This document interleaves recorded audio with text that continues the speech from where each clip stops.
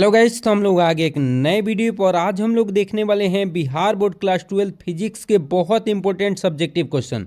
और मैं बता दूं कि आज का क्लास बहुत इंपॉर्टेंट होने वाला है, क्योंकि आज के क्लास से 4 से 5 क्वेश्चन तो एग्जाम में रहेंगे ही रहेंगे। देखिए, जो भी क्वेश्चन आप लोग को पढ़ाया जा रही है सबसे इंपॉर्टेंट क्वेश्चन है और एग्जाम से रिलेटेड क्वेश्चन है। एक भी फालतू का क्वेश्चन नहीं पढ़ाया जा रहा है जो आपका टाइम पास करे। वैसे ही क्वेश्चन को पढ़ाया जा रहा है ताकि आप एग्जाम में बहुत ही बेहतरीन करें और उतना बेहतर रिजल्ट लाएं जितना आप खुद से वादा नहीं किए हैं। उसके लिए करना क्या होगा कि प्रॉपर वीडियो को वॉच करते हुए चलेंगे तो आप बहुत ही बेहतरीन करेंगे और आसानी से एग्जाम में 400 प्लस ला लेंगे। अगर आपका भी सपना है कि 400 प्लस इस बार लाना ही है तो बस जितने भी वीडियो डाले जा रहे हैं, चाहे वो केमिस्ट्री के हों या बायो के हों या हिंदी के हों या फिजिक्स के हों या अंग्रेजी के हों, जो भी वीडियो अपलोड किए जा रहे हैं उसको बारीकी से आप देखते हुए चलिए, आप बहुत ही बेहतरीन करेंगे। तो चलिए वीडियो को स्टार्ट किया जाए और एक एक क्वेश्चन समझते हुए चलते हैं लोग। लेकिन इसके पहले वाले वीडियो मैंने क्या क्या पढ़ाया था उसके बारे में थोड़ा सा चर्चा कर देता हूं। तो देखिए, इसके पहले वाले वीडियो में प्रकाशीय तंतु और इसका उपयोग मैं पढ़ा चुका हूं। और जस्ट इसके बाद क्या पढ़ाया था कि क्रांति कोण के लिए आवश्यक शर्त क्या है, ये भी डिटेल में आप लोग को बताया था। और उसके बाद से देखिए क्रांति कोण किसे कहते हैं और इसका सूत्र क्या है, ये सब कुछ डिटेल में इसके बारे में बताया था। और ये लेंज का नियम क्या है ये भी मैं पढ़ा चुका हूं। देखिए, दिक्पात कोण क्या है ये भी आप लोग को डिटेल बता दिया गया है कि आखिर दिक्पात कोण क्या होता है। ये देखिए, समविभव पृष्ठ या तल किसे कहते हैं ये भी बता दिया गया है। और इसके बाद विद्युत फ्लक्स किसे कहते हैं, इसका मात्रक क्या है ये भी आप लोग को पढ़ा दिया गया है। विद्युत द्विध्रुव आघूर्ण क्या है, इसका मात्रक क्या है, ये भी डिटेल आप लोग को बता दिया गया है। तो ये जितने भी क्वेश्चन आप लोग को दिखाई दे रहे हैं ये सभी के बारे में चर्चा कर चुका हूं। आप नहीं देखें तो सबसे पहले इस वीडियो को देख कर आइए। आप देखिए, बारीकी से सब वीडियो को देखते हुए चलेंगे तो आप निश्चित बहुत ही बेहतरीन करेंगे।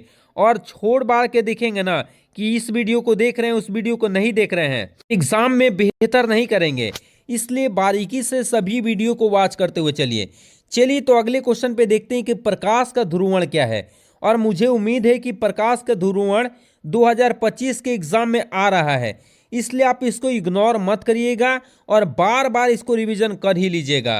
तो आइए हम लोग देख लेते हैं कि प्रकाश का ध्रुवण क्या है। तो देखिए, जब क्या होता है, जब प्रकाश उत्पन्न करने वाला विद्युत क्षेत्र का कंपन सीमित होकर केवल एक दिशा में रह जाता है। देखिए, कोई भी जो होता है, जो प्रकाश उत्पन्न करने वाला विद्युत क्षेत्र होता है, देखिए जब प्रकाश उत्पन्न करने वाला विद्युत क्षेत्र का कंपन सीमित होकर केवल एक दिशा में रह जाता है तो ऐसे प्रकाश को ध्रुवित प्रकाश कहते हैं। देखिए, कोई प्रकाश ऐसा है, कोई विद्युत क्षेत्र ऐसा है जिसमें प्रकाश उत्पन्न किया जा रहा है लेकिन सीमित होकर एक ही दिशा में रह गया है, तो ऐसे प्रकाश को हम लोग क्या कहेंगे, ध्रुवित प्रकाश कहते हैं। और इस घटना को हम लोग प्रकाश का ध्रुवण कहते हैं। इस बात को याद रखेंगे कि प्रकाश उत्पन्न करने वाला विद्युत क्षेत्र का कंपन सीमित होकर मात्र एक ही दिशा में रह जाएगा। देखिए, जा रहा है तो एक ही दिशा में रहेगा, अन्य और किसी दिशा में नहीं जाता है, तो उसको हम लोग बोलते हैं ध्रुवित प्रकाश। और इस घटना को हम लोग किस नाम से जानते हैं, तो इस घटना को प्रकाश के ध्रुवण के नाम से जानते हैं। और ये बहुत इंपॉर्टेंट है भी। अगले क्वेश्चन देख लीजिए, ये क्या है। अगला क्वेश्चन है कि मेलस का नियम क्या है। और मेलस का नियम मैं बता दूं कि कभी भी एग्जाम में नहीं पूछा गया है, इसलिए इसके चांस बनती है कि 25 में आ जाए। देखिए, उस क्वेश्चन पे ज़्यादा आप लोग को फोकस देना है जो क्वेश्चन एक बार भी नहीं पूछा गया है, और उस क्वेश्चन को बारीकी से आप पढ़ते हुए चलेंगे तो आप निश्चित बहुत बेहतरीन करेंगे। तो देखिए, क्वेश्चन क्या दे रखा है समझ लेते हैं लोग। तो मेलस के नियम के अनुसार विश्लेषक से निर्गत प्रकाश की तीव्रता विश्लेषक के तीव्रता के दिशा और ध्रुवण के दिशा के बीच बने कोण की त्रिज्या के क्या होता है, वर्ग के क्या होता है, समानुपाती होता है। तो देख रहे हैं कि यहाँ पे आई जो समानुपाती है वो कॉस स्क्वायर थीटा के समानुपाती है। और जैसे मैंने ये समानुपाती का चिन्ह हटाया, इसके जगह पे कांस्टेंट क्या आ गया है, आई नॉट आ गया है। और देखिए, इसमें कौन क्या बता रहा है ये बता देता हूँ आप लोग को।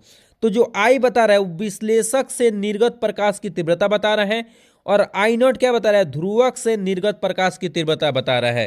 तो ये देख लेना आप लोग को और बार बार रिवीजन कर लीजिएगा ताकि आप बहुत एग्जाम में बेहतर करें।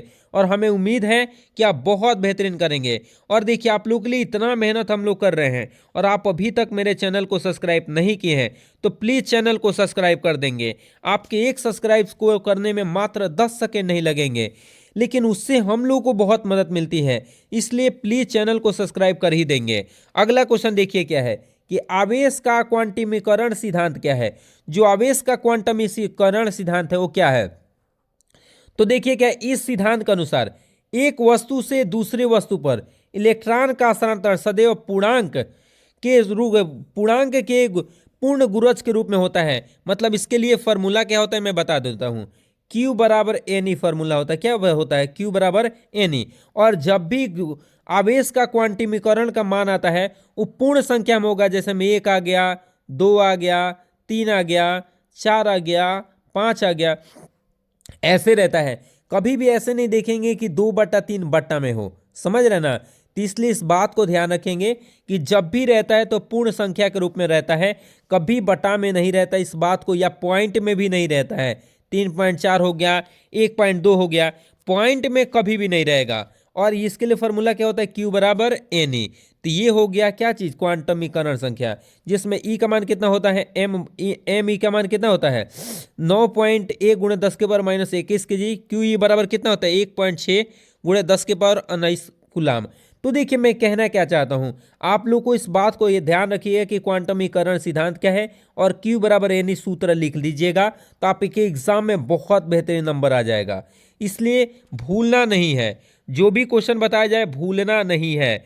अगले क्वेश्चन देख लेते हैं कि परावैद्युतांक क्या है। तो देखिए, किसी माध्यम की वैद्युतशीलता तथा निर्वात की विद्युतशीलता के अनुपात को हम लोग क्या कहते हैं? उस माध्यम का परावैद्युतांक कहते हैं। तो देखिए क्या है, मैं क्या बता रहा हूं कि किसी माध्यम की विद्युतशीलता, जो ई जो बता रहा हूं किसी माध्यम की विद्युतशीलता बता रहा है, और निर्वात की विद्युतशीलता जो है ई नॉट बता रहा है। ई नॉट किसको बता रहा है?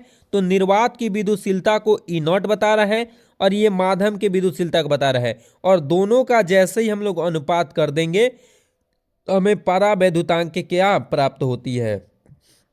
तो ये हमें क्या प्राप्त होती है? परावैद्युतांक प्राप्त होती है। तो आसानी से आप लोग को याद हो जाएगा कि किसी माध्यम की वैद्युतशीलता तथा निर्वात की वैद्युतशीलता के अनुपात को ही हम लोग क्या कहते हैं?